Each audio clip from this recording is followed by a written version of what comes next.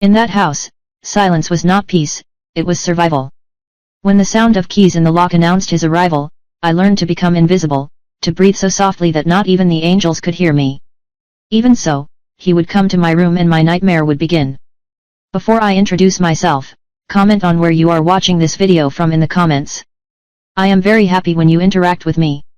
My name is Dolores Campos Freitas, I am 79 years old and I have lived here in Cachoeiro de Itapemirim, in Espírito Santo, for as long as I can remember. Today, thank God, I have this simple little house, but clean and tidy, with my plants in the backyard and my paintings on the walls. Who sees me now? An old lady with white hair and wrinkled hands has no idea of the story I carry inside my chest. A story I kept silent for over 60 years. My grandchildren always ask me to tell them stories about when I was little, but I always come up with something beautiful, a trip to the river, some circle game. The truth, oh, my daughter, I never had the courage to tell anyone the truth. Even today, when night falls and I'm alone in this house, there are times when I smell those medicines and wake up scared, my body feeling heavy, as if I were still under the influence of those drugs. Look, before I continue, I want to thank you who are there watching me. Tell me in the comments which part of Brazil you hear me from. It gives me joy to imagine that my story is reaching places that I, an old lady from the interior of Espírito Santo, have never been able to visit.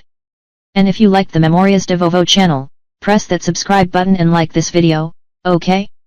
Each like is like a cup of coffee you offer me while you listen to me tell this story. I was born in 1946, at a time when children, especially girls, had no voice or choice. My father, Dr. Juvenal Campos, was the most respected doctor in the city, the kind of person everyone greeted on the street and took off their hat to as they passed by. Everyone thought he was an exemplary man, a saint, he was so good with his patients. And helping poor people in the middle of the night. Sometimes he didn't even charge those who couldn't pay.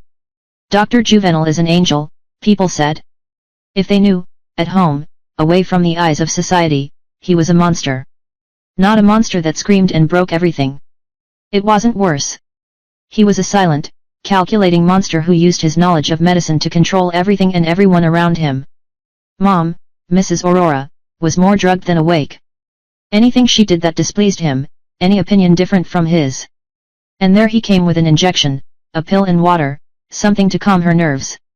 My woman, don't raise her voice, don't argue, don't bother, he would say when he thought I wasn't listening. Sometimes, Mom would spend entire days sleeping or walking around the house like a lost soul, with a blank stare, talking nonsense. I was very young and didn't really understand what was happening. I thought my mother was really sick, that she needed all those medicines. Our house was on a large plot of land, far from the city center. It was a beautiful, large house, one of those old ones, with a porch in the front and a huge yard in the back. From the outside it looked like a perfect home. Inside it was a prison. The windows were always closed, the curtains always drawn. Doctor needs privacy. My father would say when a neighbor asked why our house always seemed empty, lifeless. We had a maid, Dona Sebastiana, who lived with us. An elderly woman, thin, with downcast eyes, who did everything my father told her to do without ever questioning it. She saw everything, knew everything, but pretended she didn't see, didn't know. It was as if she was blind and deaf on purpose. Today I understand, poor thing. I was afraid of losing my job, of being left on the street. At that time, a woman without education, without a family, didn't have many options in life. When I was about 7 years old, I began to understand that there was something very wrong in our house. I remember one time I asked to go to a neighbor's daughter's birthday party. It was the first time I had been invited to something. I was so happy. I spent the whole day dreaming about the cake, the games, the chance to have little friends. When Dad arrived, I ran to tell him, all excited. Party? Who gave you permission to accept a party invitation? He asked, his voice calm but his eyes cold as ice. I explained that the girl's mother had spoken to Dona Sebastiana, who had said that everything was fine. All good. In my house, who decides what is? Okay, it's me. That night, when Mom tried to intercede for me, saying that it would be good for me to play with other children, he simply opened that black suitcase he carried everywhere, took out a syringe, filled it with a clear liquid and applied it to her arm right there in front of everyone, at the dinner table. You're very nervous, Aurora, You need to rest. Within minutes, Mom had her head slumped over her plate, her eyes rolling back, her mouth slack. He picked her up in the cloth and carried her to the bedroom.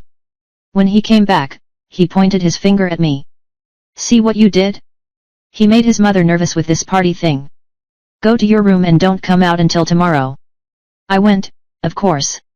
I learned early on that disobeying only made things worse. I lay down on the bed, hugging my only toy, a rag doll that Donna Sebastiana had secretly made for me, and cried quietly so no one would hear. Through the crack in the door, I saw him come back into the room, sit in the armchair with a glass of whiskey and just stare into space, as if he was satisfied with what he had done. It was the first time I felt afraid of him. Not the normal fear of a child, of being scolded or grounded. It was a deep, visceral fear. The kind of fear that makes you feel butterflies in your stomach even when it's warm. The kind of fear that makes you learn to walk on tiptoe, to breathe without making noise, to live like a shadow in your own house. At school, I was the quiet girl, the one who never participated in games, the one who sat at the back and didn't talk to anyone. The teachers thought I was shy. Dr. Juvenal's daughter, so well behaved, an example, they said at meetings. If they only knew that I was quiet out of fear, that I behaved because I knew what would happen if any complaint reached my father's ears. There were days when he arrived in a good mood, brought sweets, spoke softly, and even seemed like a normal father. In those days, I was excited. I thought maybe things could get better. But all it took was for Mom to say something he didn't like. Or I make a lot of noise playing. And there came that look, that way of his that meant the storm was coming. When I was 10 years old, I started to experience firsthand what my mother was going through. It was a Sunday afternoon. Dad had invited some fellow doctors to lunch at his house, which was a rare thing. The whole house was tidied up. Donna Sebastiana spent the day in the kitchen preparing the foods he liked.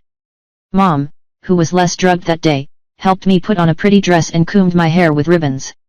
You're going to be good, aren't you? She said, adjusting my bow tie. It will show that you are a well-mannered girl. Deep in her eyes, I saw fear, the same fear I felt. Lunch went well at first. My father's colleagues talked about medical cases, politics, things I didn't understand. I stayed quiet, only responding when someone spoke to me directly, until one of the doctors, Dr. Mario, asked me, "And you, Dolores, what do you want to be when you grow up?" Before I could think, I replied excitedly, "I want to be a doctor like Dad." It was true. Despite everything, I admired the way people respected my father, how important he seemed when he saved someone's life. A silence fell over the table. My father's smile, which until then seemed stuck to his face, disappeared. "Girl, you don't need to study so much," he said with a forced laugh. "Dolores will be a good wife like her mother. Why burden that little head with medicine?" The other doctors laughed. Did they agree? Dr. Mario shrugged. "It's true, Juvenal. Why spoil a little flower like that with books? Let her embroider, cook, take care of the house." I felt like a bucket of cold water had been thrown over me, but the worst was yet to come.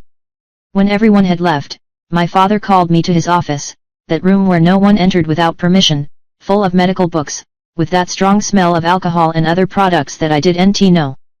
"Who put that idea in your head?" he asked, his voice low, controlled, which was always scarier than when he shouted. "Was it your mother? Was it that nosy maid?" "No one, Dad," I replied, trembling. "I just wanted to be like you." He looked at me for a long time, as if he was seeing something beyond me.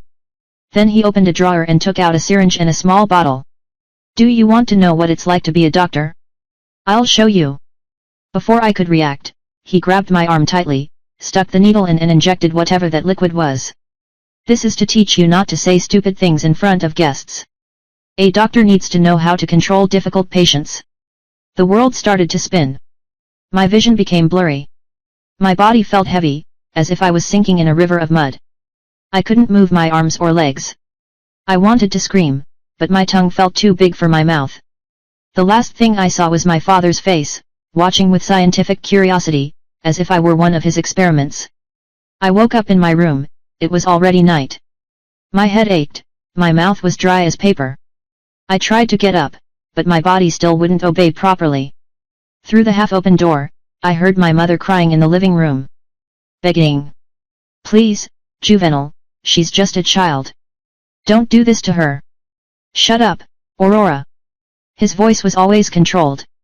I'm just teaching discipline.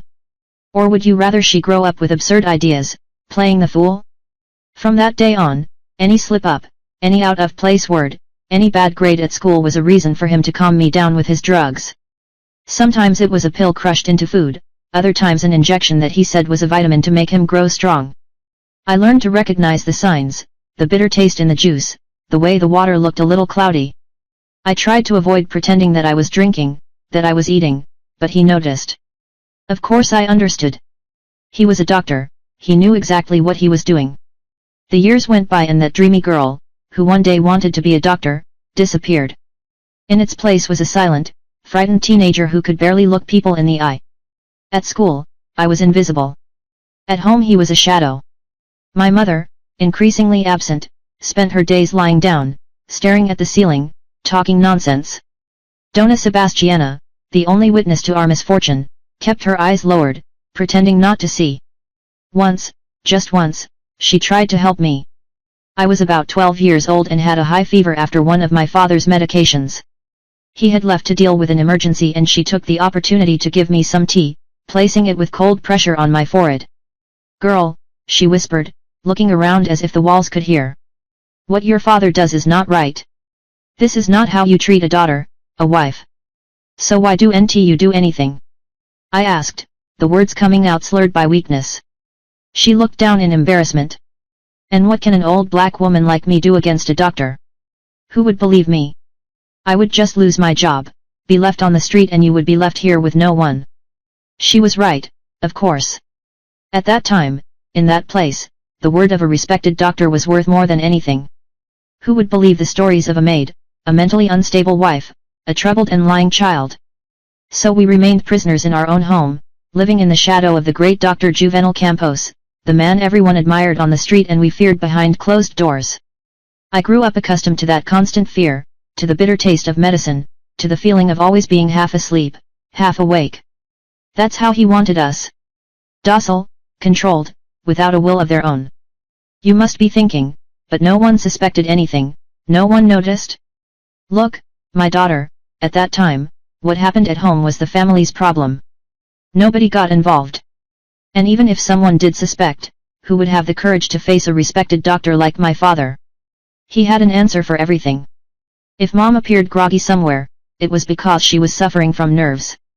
If I was too quiet, apathetic, it was because I was a shy, polite girl. And everyone believed because they wanted to believe. It was easier, more comfortable than admitting that a man like him could do what he did. It was like that until I was 15, when something happened that would change everything, something that would give me the strength I didn't know I had to finally face the monster in our house. It was in the winter of 1961 that I began planning our escape. I had just turned 15 and things at home were getting worse every day. Mom barely spoke anymore. He lived in a state between sleep and wakefulness, his eyes always empty, as if his soul had departed a long time ago, leaving only his body behind. That year, Papa had been invited to teach at the medical school in Victoria. This meant he was away 3 days a week, returning only on the weekends.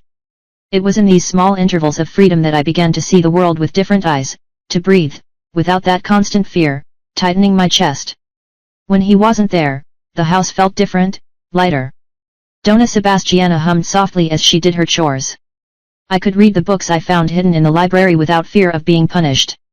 And even Mom seemed to wake up a little from her lethargic state. It was on one of those afternoons that I found her diary, hidden in an old sewing box at the back of the closet, a little notebook with a faded blue cover and pages yellowed by time. Her handwriting, which began firmly and elegantly on the first few pages, became shaky and confused as the years passed. Juvenal applied another medicine today. He said it was for my own good, to control my anxiety. But I'm not anxious. I just want to live, breathe, be myself. Every day it gets harder to remember who I was before him. I read those words and cried. I cried like I had never allowed myself to cry before.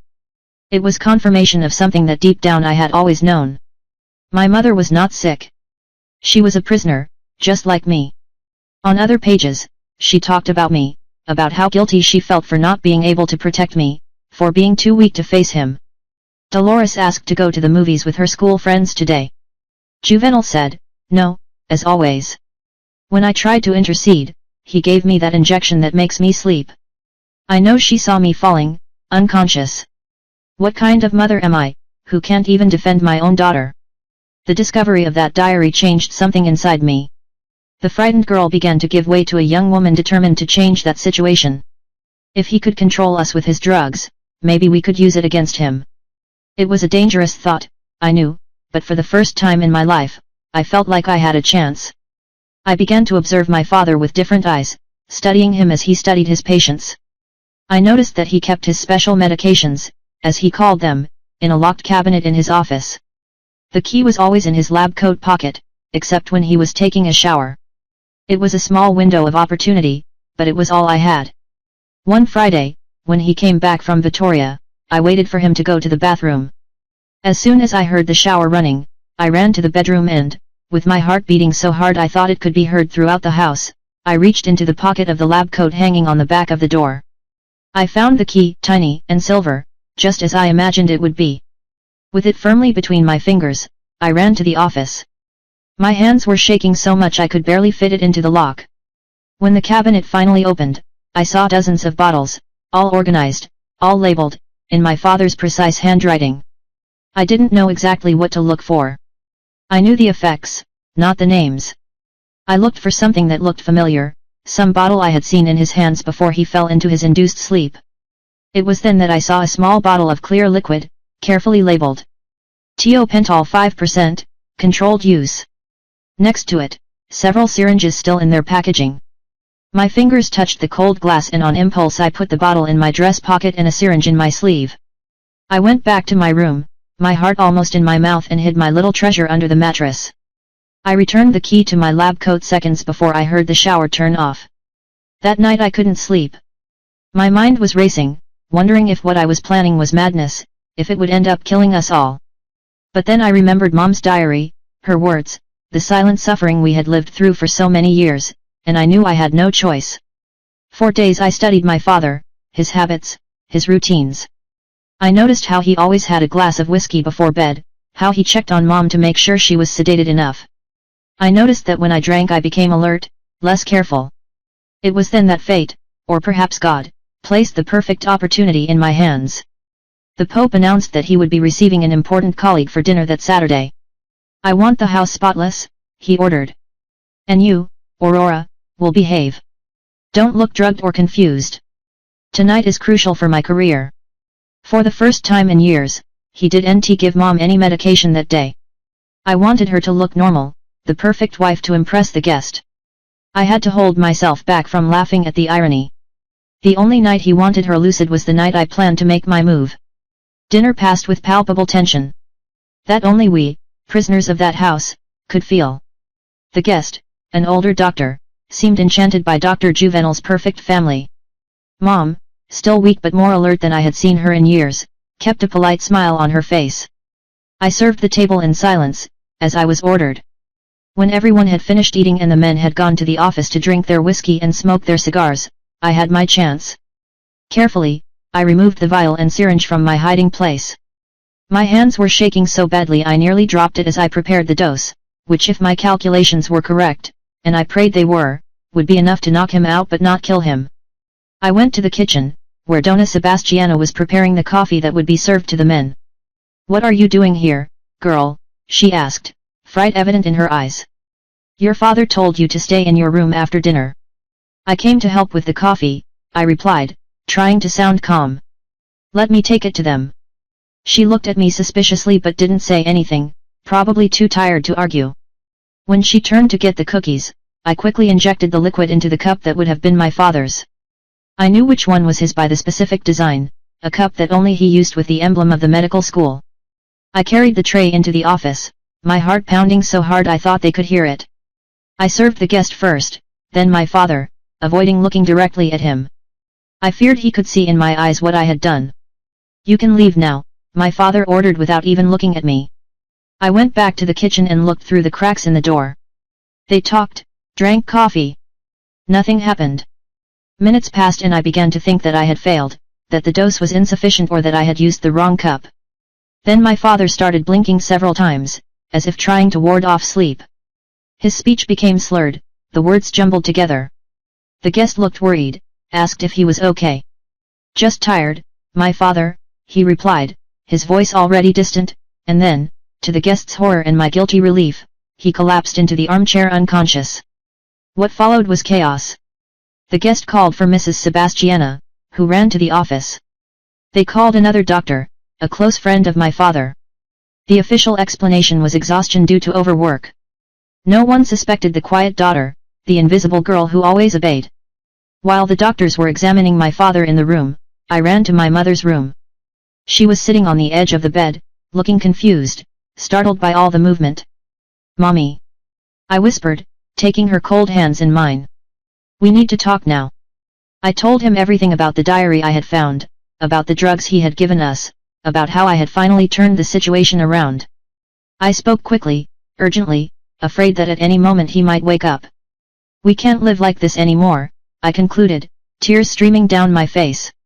"It's not life, Mom, it's prison, it's torture."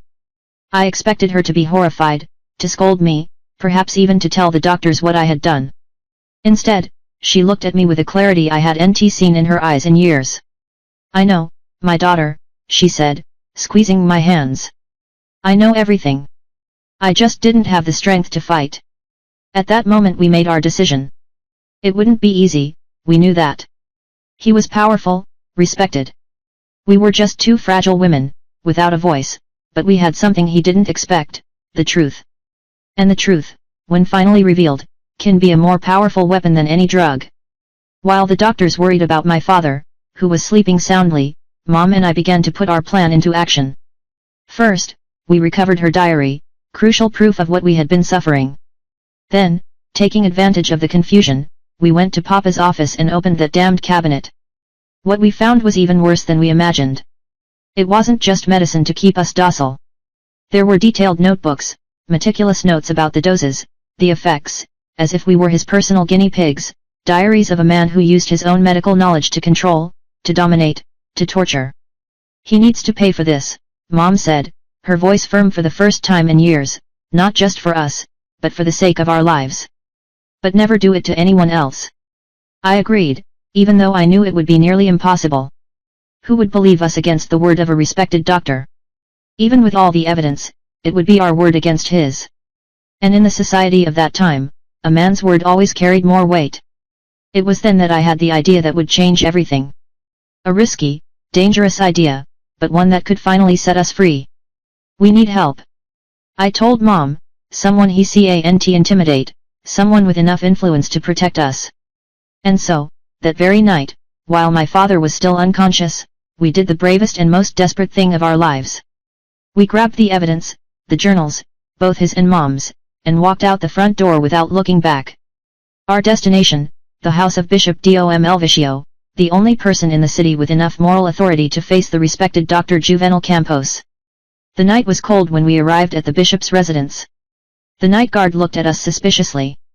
Two women alone at that hour, one of them visibly weakened, the other just a teenager.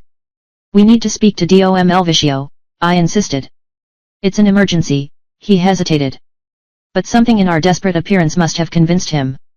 Minutes later, we were in the presence of the bishop, a white-haired man with a kind look, who listened attentively as we told our horror story. When we finished, he remained silent for a long moment. I was afraid he wouldn't believe us, that he would call my father, that he would send us back to that hell. Instead, he stood up, walked over to a bookshelf, and picked up an old 1/3. "What you told me is serious," he said finally. "So serious that I cannot act alone. But I promise you will not return to that house tonight, nor ever again, if that is what you wish." That same night, we were welcomed into the home of a widow trusted by the bishop. For the first time in years, we slept without fear, without my father's shadow looming over us. What happened in the following days was like a whirlwind. Dom Elvicio called a council that included the city's delegate, the judge, and the doctor from outside, someone who owed my father no favors. The evidence was examined, witnesses were heard. Dona Sebastiana, initially reluctant, ended up confirming our story. Perhaps moved by remorse for having remained silent for so long. My father, when he found out, reacted exactly as we expected. He denied everything, said we were crazy, that Mom had mental problems and had influenced me with her fantasies. He even suggested that I should be institutionalized for my own good, but by then it was too late. The evidence was overwhelming. The detailed records he had made himself, thinking they would never be discovered, now condemned him. Mom's diary, the needle marks on our arms, the testimonies, yet his prestige, his position, protected him from public condemnation. In Pequeña Cachoeiro in 1961, a scandal of this magnitude would be unthinkable. Instead, he was offered a deal. You would give up your rights over us. He would never look for us again. And in return, the case would be treated discreetly as a divorce due to incompatibility, a common solution at the time. To my surprise, he accepted without hesitation. Maybe because he realized he had lost control over us. Perhaps because he feared that if the case went to trial, other victims might come forward. We never knew for sure. What I do know is that on a sunny September day in 1961, Mom and I were at a train station with only 2 small suitcases, containing the little that truly belonged to us. Destination Sao Paulo, where a distant cousin of my mother had offered us shelter until we settled down. As the train began to move, slowly leaving behind the city that had been our prison for so many years, I saw Mom smile, a genuine, bright smile that I hadn't seen since I was very little. Let's start over, she said, squeezing my hand. Let's live for real now. And that's exactly what we did. Sao Paulo in 1961 was a world completely different from anything we had ever known. We got off at the Luz station with our 2 small cardboard suitcases and stood there, frightened by the crowd, the noise of the cars, the size of the buildings that seemed to touch the sky.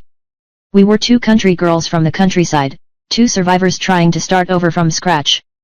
Mom's cousin, Dona Eulalia, was waiting for us on the platform. She was a woman in her 50s, a widow, who worked as a seamstress in a studio in Bom Retiro. She hugged us without asking any questions, something we will be forever grateful for.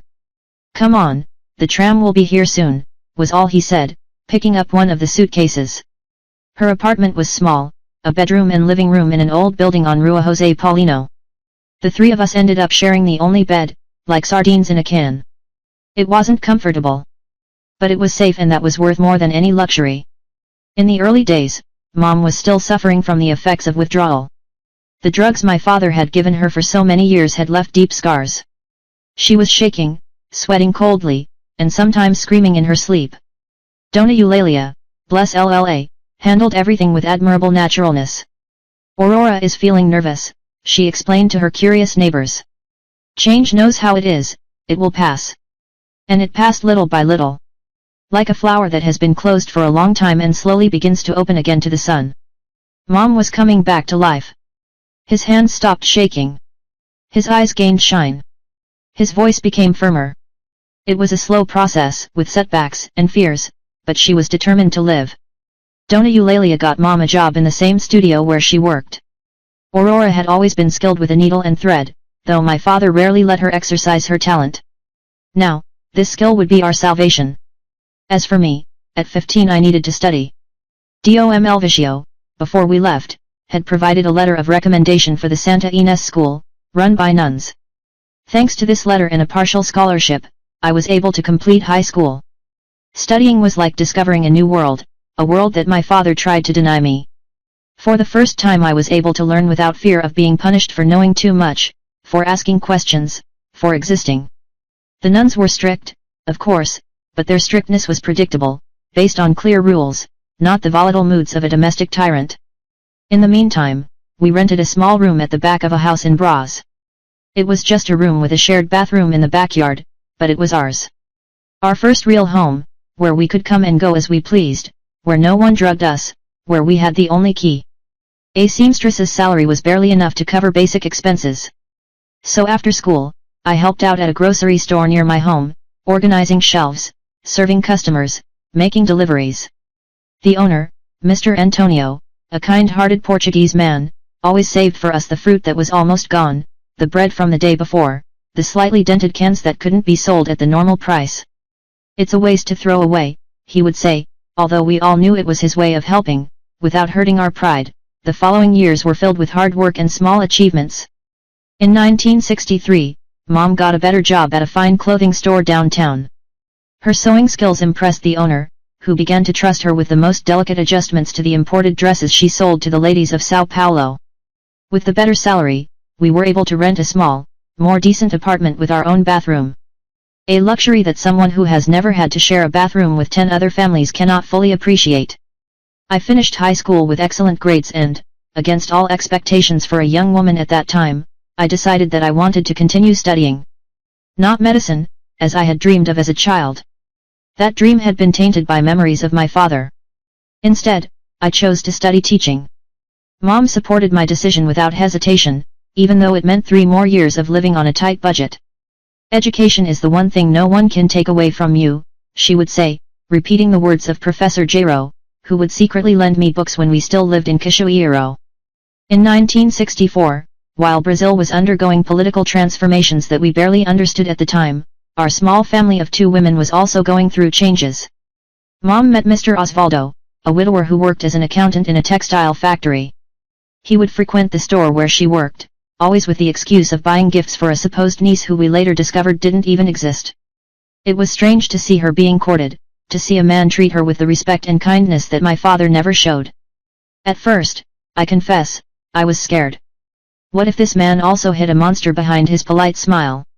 What if he also wanted to control us, to subjugate us? I shared these fears with Mom one night after Mr. Osvaldo took us to dinner at an Italian cantina in Bigziga. Our first dinner at a real restaurant. I'm scared too, daughter, she confessed, sitting on the edge of my bed. I think I always will. Your father left scars that will never completely disappear, but we cannot let fear stop us from living, from trying to be happy. She was right, of course. We couldn't let my father continue to control our lives, even from far away. It would be giving him a victory he didn't deserve. Mom and Osvaldo's relationship progressed slowly, with the respect and caution that 2 mature people, both marked by difficult experiences, knew were necessary. He never imposed his presence, never tried to rush things, never took a step that was not welcome. In 1966, they were married in a simple ceremony at the registry office, followed by a lunch for a few friends at a modest restaurant. I, at 20 years old, recently graduated from teaching and already teaching at a small school in the neighborhood, went to the godmother. Seeing Mom in that light blue dress we sewed together, a small bouquet of daisies in her hands, her face flushed with genuine happiness, was one of the most beautiful moments of my life. "Seu Osvaldo, now my stepfather," cried when she entered the registry office. Not a forced, theatrical cry, but silent tears from a man who was not ashamed to show his feelings. They went to live in a small but comfortable house in the Penha neighborhood, which Mr. Osvaldo paid in installments. I stayed in our apartment, now paid for only by my teacher's salary, which meant even more savings, even more working hours. But I was happy for Mom, to see her finally free and loved as she deserved. The late 1960s brought changes and challenges. Brazil was going through difficult times politically, and this affected everyone. The classrooms where I taught were increasingly full, with children whose parents worked long hours in the factories that were multiplying in the city. Many arrived hungry, with problems at home, with stories that, although different from mine, also spoke of violence, neglect, abandonment. It was at this time that I met Carlos, a young history teacher who taught at the same school as me. He had ideals, dreams of a fairer, more equal country. We would talk for hours after class, planning projects to help students, discussing books, exchanging ideas about education. Little by little, that professional friendship turned into something more. It was a slow process, full of fears and hesitations on my part. Carrying the scars I didn't make it easy to trust, much less love. Carlos was patient, respected my limits, never pressured me. When I finally told him about my past, about my father, about what we had been through, he showed neither pity nor horror, only understanding. "You survived," he said, taking my hands in his. "That makes you the strongest person I've ever met." We got married in 1968 in a simple ceremony, but full of joy. Mom and Mr. Osvaldo were there, of course, as well as Mrs. Eulalia, who had become a sort of aunt to me, our fellow teachers, some former students who had grown fond of us, the neighbors who watched us grow and struggle, our little chosen family, the one we built far from the shadows of the past. Our honeymoon was in Santos, 3 days on the shore, in a simple little hotel. It was the first time I saw the ocean, that blue immensity that seemed to have no end. Sitting on the sand, watching the waves, I felt a peace I never imagined possible. It's as if the world were bigger and smaller at the same time, isn't it? Carlos commented, sitting next to me, bigger because we realize how much we don't know. Smaller because we feel part of something immense. That's exactly what it was.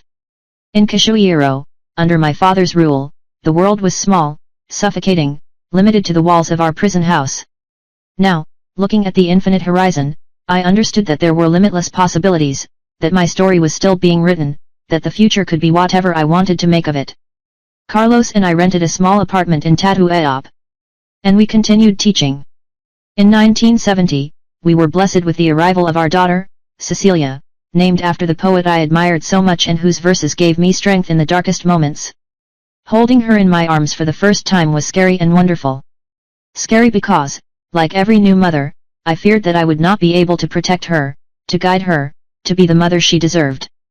Wonderful, because in that little being I saw a chance for a new beginning, a life that did not carry the weight of the past. Looking at her, I promised myself that she would never know the kind of fear that I had known, that she would grow up surrounded by love, respect, freedom to be whoever she wanted. Cecilia grew up happy, curious, loved. Carlos was the kind of father who would sit on the floor to play doll, who read me stories before bed, who answered every why, with patience and sincerity. The kind of father I never had, the kind of man my father never was. But even in the happiness of the present, the past sometimes returned like a ghost. There were nights when I woke up in a cold sweat, dreaming that I was back in that house, that my father had a syringe in his hand, approaching me or Cecilia. Carlos learned to recognize these moments, to hug me silently until the storm passed, to remind me that we were safe, that no one could hurt us. Mom also had her moments of darkness, although as the years passed they became rarer. Su Osvaldo, a man of few words but great sensitivity, knew how to bring her back when she lost herself in memories, how to remind her of the good present we had built. In 1975, I received a letter from Dona Sebastiana, my family's former maid in Cachoeiro. She wrote to inform me that my father had passed away, of a stroke fulminant, as he said. He had died alone in his office and his body was only found the following day. The letter took me by surprise. Not because of its content, death is a part of life, and my father's was no exception, but because of the lack of feeling it provoked in me. I felt no sadness, no anger, not even relief. It was like receiving news about a stranger, someone who no longer had any connection to me. "Do you want to go to the funeral?" Carlos asked when I showed him the letter. I thought for a moment before answering, no, that part of my life ended a long time ago. I have nothing to say to him, not even to God. That night, before I went to sleep, I did something I hadn't done in years. I picked up Mom's old diary, which I had kept with me all those years, and reread a few pages, not to torture myself with the memories, but to remind myself of how far we had come, how far we were from that dark past. On the last page, written in the shaky handwriting of those days, Mom had written, "I dreamed of freedom today." In the dream, Dolores and I were on a beach. The sun was shining, we could go wherever we wanted, say whatever we wanted. It seemed so real that for a moment, when I woke up, I thought it was true. Then I heard his footsteps in the hallway and knew we were still trapped. But the dream was so real. Will it ever be? I closed the diary, silent tears streaming down my face. Yes, Mom, I thought. The dream had become real. We are free. We are our own masters now. It was in that moment, looking back, no longer with fear but with the distance that time provides, that I realized something important. Our story of escape, of starting over, was not just about survival, it was about transformation, about taking the worst that life had to offer us and transforming it into strength, into wisdom, into the ability to love and be loved. And that transformation, that path of healing and rediscovery, is what I want to tell in the next chapter. How we find strength not only in our lives, but also in our own lives. Not just to move forward, but to truly live, to flourish, despite the scars, to build a life worth living. The 1970s brought to Brazil not only the intensification of the military regime, but also profound transformations in the way women saw their place in society. And I, who had already broken so many chains, was ready to embrace these changes. My career as a primary school teacher blossomed unexpectedly. In 1972, I was invited to take on the pedagogical coordination of the school where I taught in Tatuapé. It was an immense challenge. I, who had been silenced for so many years, would now be responsible for guiding other educators, for defining paths, for making my voice heard in meetings where I was often the only woman present. "I don't know if I'm ready," I confessed to Carlos one night after Cecilia had fallen asleep. We were sitting on our small porch, sharing a cup of tea. The only luxury we could afford in those times of tight budgets. "No one is prepared for anything in life," he responded with that quiet wisdom that always calmed me down. "We learn by doing. If there's anyone who can transform a school, it's you, Dolores." I accepted the position with the same mix of fear and determination that had accompanied me in all the big decisions of my life. I soon realized that education could be more than a job, it could be a mission, a way to prevent other children from going through what I had gone through. I implemented a special attention program for students who showed signs of problems at home. I trained teachers to identify signs of violence, not just physical, but emotional. I created a safe space where children could talk, be heard, be seen. "You understand, don't you?"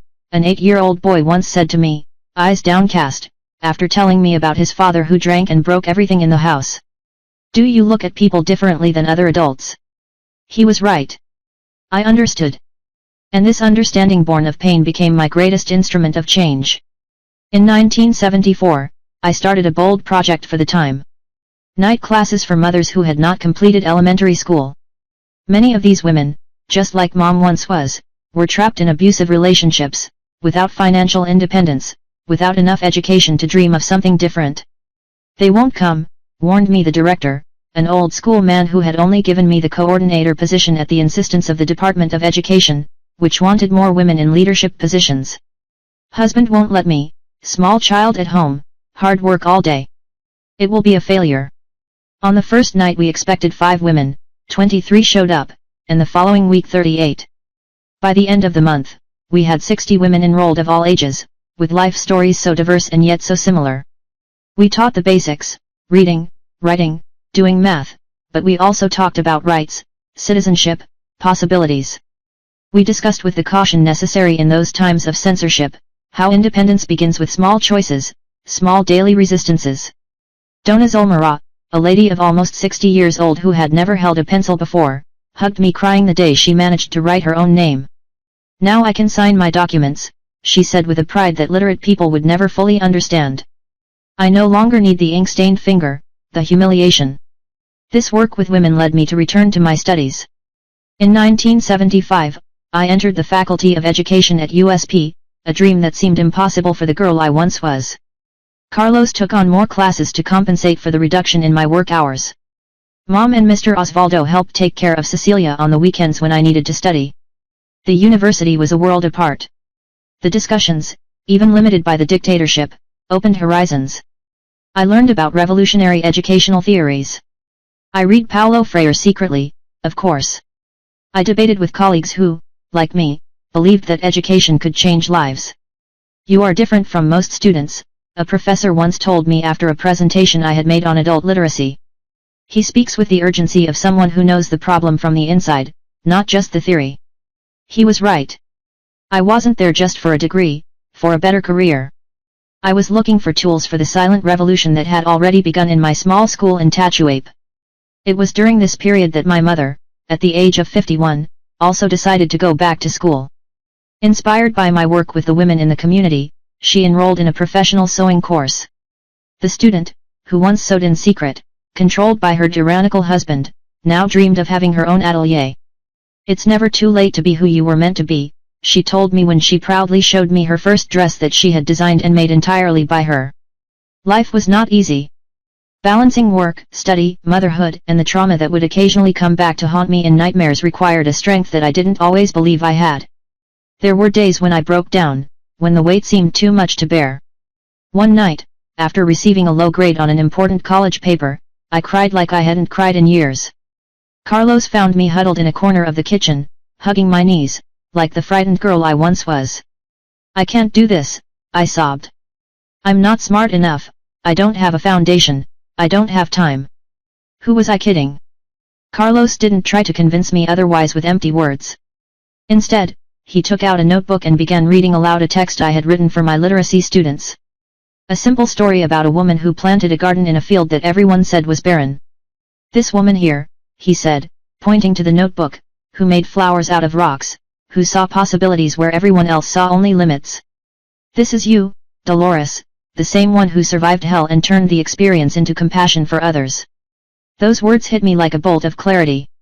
I was not only fighting for my future, but for the future of so many other women and children who, like me, like my mother, were trapped in situations that seemed to have no way out. I resumed my studies with renewed determination. I graduated in 1978, with honors, the oldest student in my class. The one who was already a mother, who worked full-time, who carried invisible scars that somehow made me stronger instead of weaker. In the same year, I was invited to develop a pilot program to support families in situations of domestic violence for the Department of Education.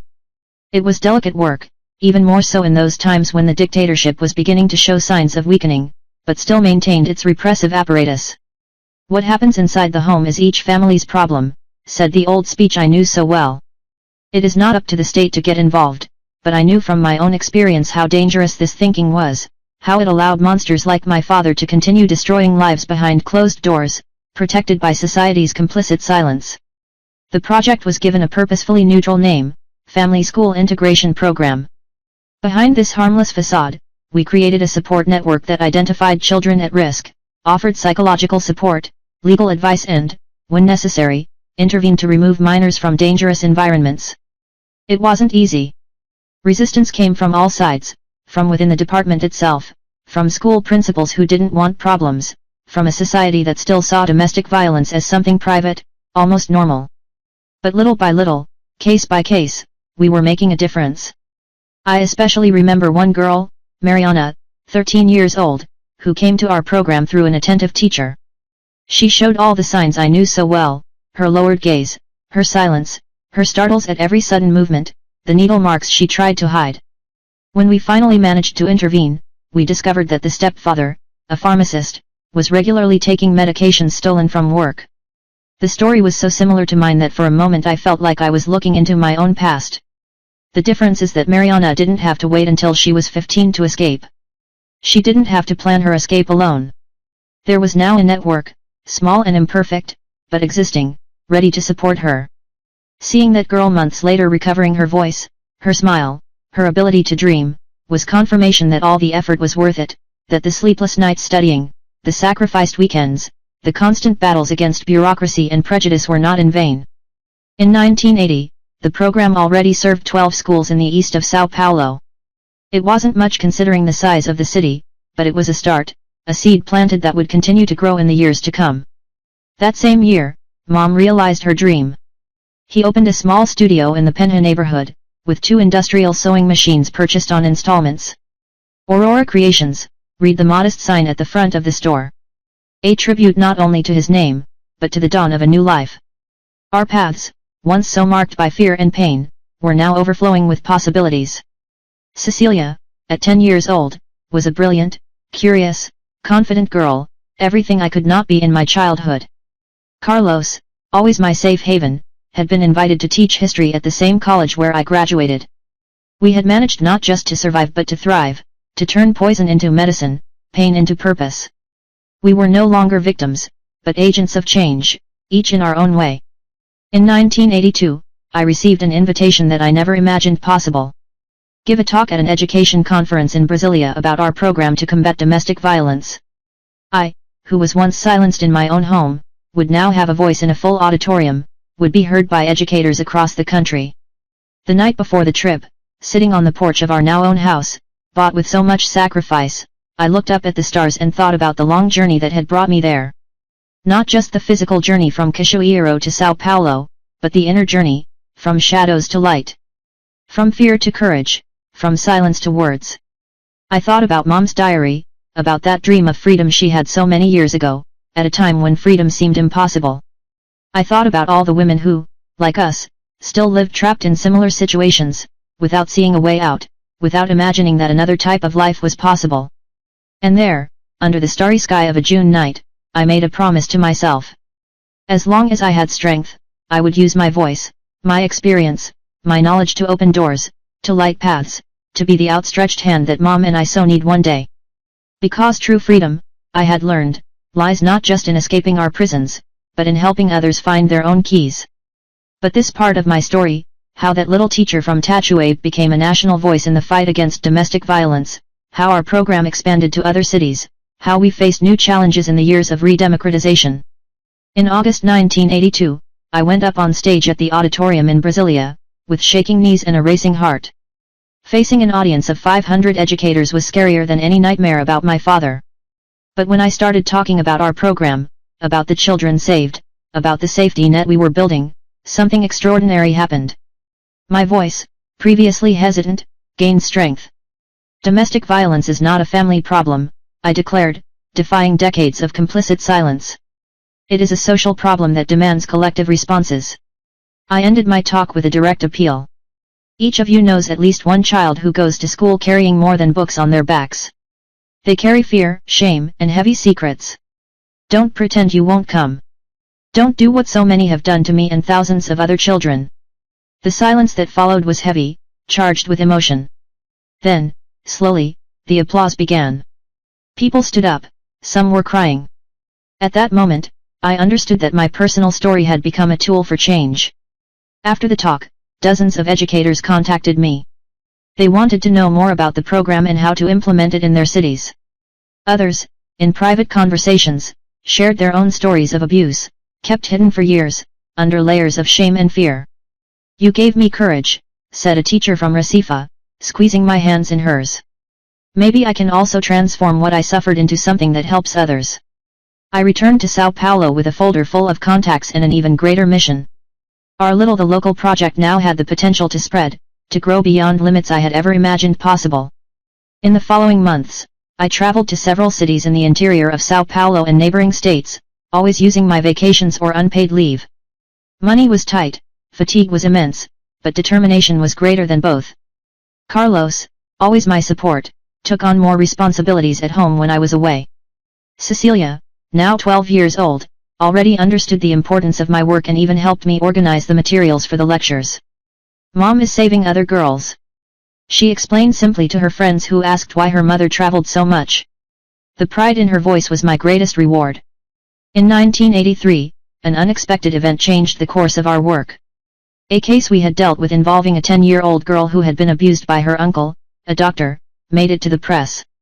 The afternoon paper published a full-page story with the title "The Silence That Kills: Hidden Violence in Brazilian Homes." The article talked about our program, about how we identified and helped children at risk. My name appeared several times as the coordinator of the initiative. The last thing I wanted was notoriety, but that exposure ended up being a turning point. The day after the publication, the school's phone didn't stop ringing.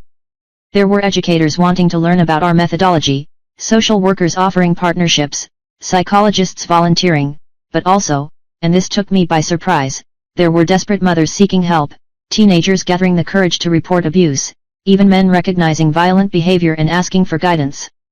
"You opened a floodgate," the school principal, who had finally embraced our cause, told me. "There's a lot of water being held back there." He was right. Behind the facade of normality in Brazilian society, there was an ocean of silent suffering, of naturalized violence, of voiceless victims. And somehow, our small program had become a bridge so that these voices could finally be heard. It was at this time that the work began to take on a dimension I had never imagined. The State Department of Education, impressed with the results, decided to expand the program to all state schools in the capital. I was invited to coordinate this expansion, which meant leaving the classroom, my safe haven for so many years. "You will reach many more children this way," Carlos argued when I shared my doubts with him. "She is not abandoning teaching, she is expanding her impact." I accepted the challenge with that mix of apprehension and courage that seemed to accompany me at every crossroads in life. In my new role, I coordinated a team of professionals, trained educators, and established partnerships with child protection agencies that were beginning to take shape in the country. The work was exhausting, often frustrating due to bureaucracy and resistance. But with each child protected, with each family served, I felt like I was paying a debt. Not to my past, but to my present, to the girl who managed to escape. And now I had the duty to reach out to others. In 1984, while Brazil was waiting for direct elections now, our program took another important step.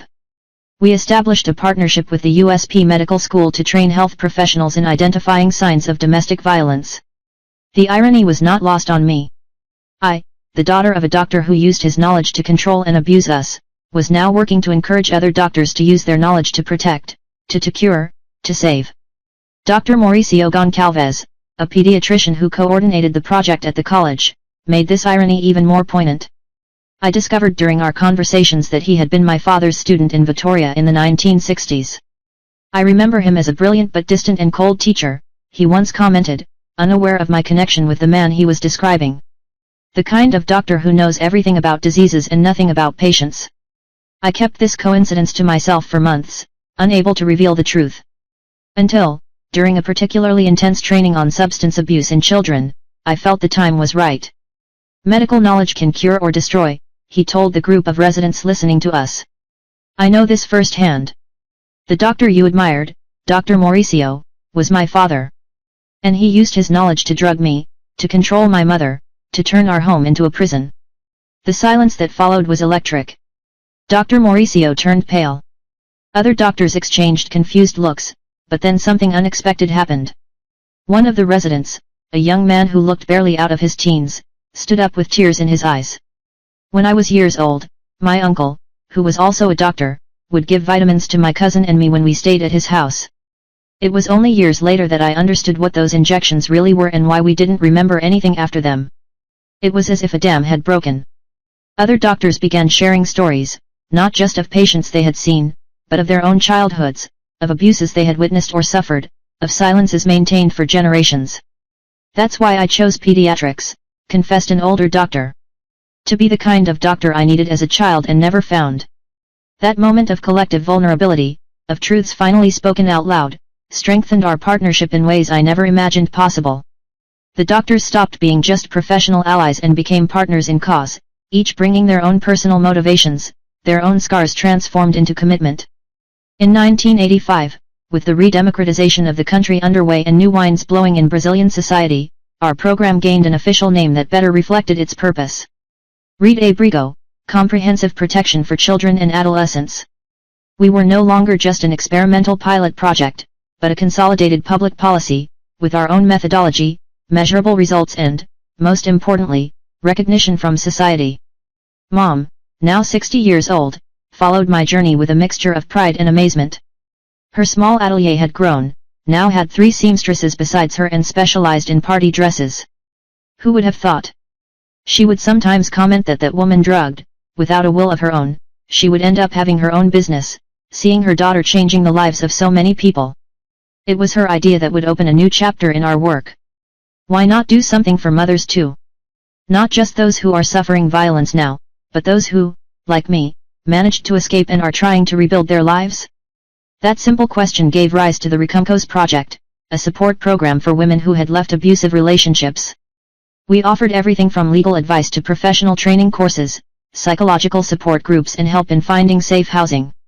Mom became one of the most active volunteers, teaching basic sewing to women who, like her one day, needed to find a way to support themselves after leaving behind everything they knew. When I hold her trembling hands to teach them the first stitches, she once told me, I remember my own hands, how they shook for years after we left Cachoeiro. Fear doesn't go away overnight. It's a slow process, like learning to sew. Point by point, day after day, in 1986, our family experienced yet another transformation. Cecilia, at age 16, announced that she wanted to study medicine. For a moment, I felt a chill run down my spine. The shadow of my father, which I believed I had finally exorcised, briefly returned to haunt me. Are you sure, daughter? I asked, trying to hide my discomfort. Medicine is a difficult path. His eyes shone in a way that reminded me of my own eyes so many years ago, when I dreamed of the same future before my father shattered that dream. I have a mother, I want to be a pediatrician, I want to continue the work you started, but in my own way. I want to be the doctor for other children that you and Grandma needed and never had. At that moment I understood that the circle was closing. The dream that was stolen from me was now reborn through my daughter, not as a repetition of the past, but as its redemption. Carlos, always sensitive to the invisible currents that moved us, noticed my emotion and put an arm around my shoulders. The difference, he said softly, is that she has both of us to support her, to protect her, to celebrate every step of the way. She is not alone like you were. He was right as always. Cecilia didn't just carry my genes, my name, my reinterpreted dreams. I also carried the unconditional love that I never received from my father. The freedom I fought so hard to conquer, the security of knowing that your worth did not depend on your obedience or submission. The following years brought expansion and recognition to our work. The shelter network spread to other states. The Recompose project has become an internationally studied model. I received invitations to speak at conferences, contribute to publications, and participate in committees that discussed public policies for women and children. In 1988, when the Citizen Constitution was enacted, I was in Brasilia as part of a group of activists who fought to include in the constitutional text specific guarantees for the protection of children and adolescents. The thrill of seeing our efforts turned into law, of knowing that there was now a solid legal basis for the work we were doing, is indescribable. Article 227. I read it out loud to Mom over the phone as soon as I had access to the final text. It is the duty of the family, society, and the state to ensure that children and adolescents have, with absolute priority, the right to life, health, food, education, leisure, professional training, culture, dignity, respect, freedom, and family and community life, in addition to protecting them from all forms of neglect, discrimination, exploitation, violence, cruelty, and oppression. Beautiful words, replied Mom, ever practical. Now it's time to make them come to fruition. And that was exactly what we dedicated ourselves to doing in the following years. The Statute of Children and Adolescents, approved in 1990, provided even more tools for our work. We were no longer isolated voices crying out in the desert, but part of a larger movement, of a slow but significant cultural transformation in the way Brazilian society viewed domestic violence. When I officially retired in 1997, at the age of 51, it was not to rest, but to dedicate myself fully to the Novos Caminos Foundation, an NGO that we founded to continue the work that had begun so many years before. The Foundation's headquarters, a large house in the Belém neighborhood, adapted to our needs, has become a safe haven for hundreds of women and children each year. There we offered everything from temporary shelter to legal assistance, psychological support, professional training courses and educational support for the little ones. Cecilia, already graduated in medicine and doing her residency in pediatrics, came on Saturdays to offer free care. Carlos, retired from teaching, coordinated a school reinforcement project for the children in care. Mom, despite her advanced age, still taught sewing classes twice a week. We were family not just by blood, but by purpose. United not only by a shared past, but by a commitment to a different future for other families. In 2000, an unexpected event brought the past back to my doorstep. A letter arrived at the foundation sent from Cachoeiro de Itapemirim. The sender Sebastiana Oliveira, the former maid of our house, the silent witness of our suffering. With trembling hands, he opened the envelope. Inside was a brief letter written in uncertain handwriting and a yellowed newspaper clipping worn by time. Dona Dolores said the letter. I saw you on television the other day talking about your work with children. I almost didn't believe it. The scared little girl I once knew is now this strong woman, helping so many people. I wanted to write to you to tell you that I never forgave myself for not doing anything back then. Fear paralyzed me. But that's no excuse. Today I am an old woman with more regrets than years of life. But seeing what you have become gives me some comfort. Maybe God has a bigger plan that we can't understand. The newspaper clipping was an obituary. Mrs. Berenice Campos, widow of Dr. Juvenal Campos, passed away yesterday at her residence, leaving behind 2 children and 4 grandchildren. My heart skipped a beat. Berenice, as far as I knew, my parents had no other children besides me. What did that mean? I called the sender the same day. Dona Sebastiana, now an 85-year-old lady, told me between sobs that after our escape, my father remarried a much younger nurse named Berenice. They had 2 children. According to her, he continued using his controlling methods with the new family. They say she tried to run away once like her mother, said Dona Sebastiana. But he found her and brought her back. She never tried again after that. She lived like a ghost around the house, always drugged, always obedient. The news hit me like a punch in the stomach. While I was building a new life, while I fought to protect other women and children, my father simply replaced his previous victims with new ones. The monster continued to act, just on another stage. The children? I asked, fearing the answer. How are the children? The boy killed himself at 20 years old, she answered, her voice breaking. The girl lives in Sao Paulo, from what I heard. She never returned to Cachoeiro after her father died. That conversation haunted me for weeks. The guilt ate away at me inside. What if we had denounced my father publicly instead of accepting the silent agreement that allowed us to start over far away? What if we had exposed his crimes to the world instead of simply running away? How many other dawns, how many other sorrows could have been saved? Carlos, noticing my torment, he gently reminded me, you were two women alone, without resources, without support, at a time when a doctor's word was worth more than any evidence. They did what they could with what they had. And look at all he's built since then, all the lives he's saved. He was right, but that didn't completely erase the pain. I decided I needed to do something, to find a way to redeem myself, to close that circle that destiny had reopened. With the help of contacts in the social sector, I was able to locate my sister, whom I had never met. Marina Campos, 38 years old, history teacher at a public school in the south of Sao Paulo, a few kilometers from where I lived, without us ever knowing of each other's existence. The meeting in a neutral cafe was charged with emotion and discomfort. She had the same eyes as my father, the same chin, the same rigidly controlled posture that I recognized from my own past. Why did you want to meet me? He asked straight to the point, without preamble. What do you hope to gain from this? There was no simple answer. I wanted to ask for forgiveness for not having prevented your suffering. I wanted to confirm that the monster of my childhood remained a monster until the end. I wanted to offer help, solidarity, a belated bond of brotherhood. Perhaps to confirm that I am not alone, I finally replied that what we experienced was not imagination, it was not an exaggeration, that he really was what we know he was. Something in my words seemed to break through a barrier within her. Her eyes filled with unshed tears. His fingers gripped the cup tightly. He said my mother was mentally ill. Who needed the injections to stay calm? He said in a low voice. He said it was for her own good, for our own good. I believed it for years, everyone believed it. We talked for hours. We share stories so similar that they could have been experienced by the same person at different times. The same prison, the same jailer, the same methods of control, the same helplessness, the same fear, the same shame. When we said goodbye, it was already night.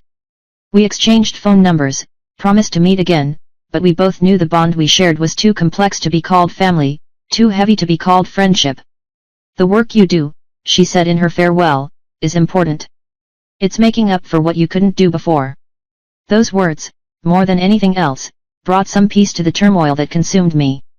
We can't change the past, we can't save those who are gone, but we can transform our pain into purpose, our scars into maps that help others find their way to freedom. And that's what I continue to do today, at 79 years old, with white hair and slower steps, but with the same determination that has driven me since that night in 1961, when a 15-year-old girl decided that she would no longer be a victim, but the architect of her own destiny. So, my dear ones who have watched me this far, this is my story. A story of pain, yes, but mainly of overcoming, of transformation, of hope. If you are going through something similar or know someone who is, know that there is a way out, help, life beyond fear and pain. If you liked this video, don't forget to like, share and subscribe to the Memorias channel. Grandmas. And if you want to have access to all the videos on the channel in advance and exclusively, join our WhatsApp group in the description of this video. There we have a welcoming community with volunteer professionals who can guide and refer you to support services. Because no story of abuse should end in silence and loneliness. Every story, no matter how painful, deserves the chance for a new chapter, a fresh start, a different ending from the one that seemed inevitable. Until the next video, with much love. Until the next video, with much love. Until the next video, with much love. Until the next video, with much love. Until the next video, with much love. Until the next video, with much love. Until the next video, with much love. Until the next video,